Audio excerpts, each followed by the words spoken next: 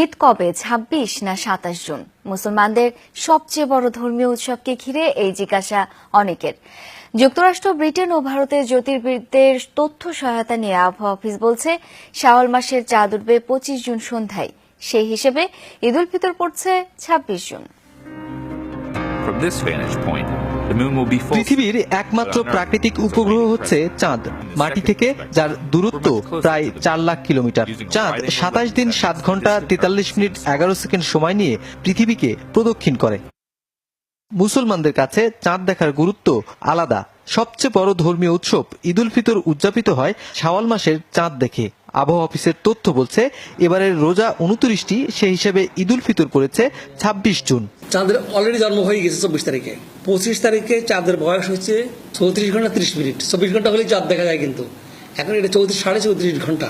২৫ তারিখে ২৯ রোজা পূর্ণ হবে, ২৬ তারিখে গিয়ে ঈদ হবে। ৪৫ মিনিটের মতো স্থায়ী হবে এবারের শাওয়ালের চাঁদ। দিগন্ত রেখার বরাবর স্পষ্ট ও বড় হয়ে উঠবে এই চাঁদটি। ২৫ তারিখে চাঁদ দেখার সময় হলো ৬টা ৫০ মিনিট হতে ৭টা ৩০ মিনিট পর্যন্ত। আকাশে অবস্থান করবে ৪৮ মিনিট। ফর্মুলার বাইরে কিন্তু কেউ ইউজ করে না। আমরা করি ফর্মুলা দিয়ে, ইন্ডিয়া করে ফর্মুলা দিয়ে, সুতরাং এখানে ভুলের কোনো সম্ভাবনা নেই।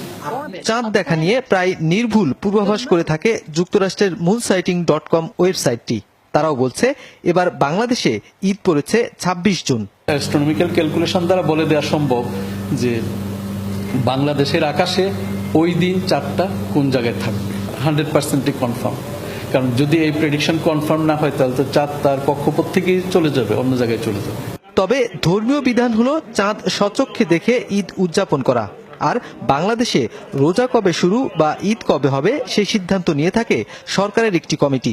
চাঁদ দেখে রোজা রাখা এবং চাঁদ দেখে ঈদ করা, এটাই হলো ইসলামী শরীয়তের বিধান। যদি চাঁদ দেখা যায় পরবর্তী দিন ঈদ করবে, শাওয়ালের চাঁদ দেখা গেলে। আর যদি চাঁদ দেখা না যায় তাহলে সেক্ষেত্রে তারা রমজানকে ৩০ পূর্ণ করবে। আবহাওয়ার পূর্বাভাস হচ্ছে ২৫ জুনের গোধূলিতে মানুষ যখন ঈদের চাঁদ খুঁজবে সেই সময়টা আকাশ কোথাও কোথাও মেঘাচ্ছন্ন থাকতে পারে। তবে মেঘ না থাকলে ৩৪ ঘন্টা বয়সী শাওয়ালের চাঁদকে স্পষ্টভাবেই দেখা যাবে। নুরনবী সরকার, যমুনা নিউজ, ঢাকা।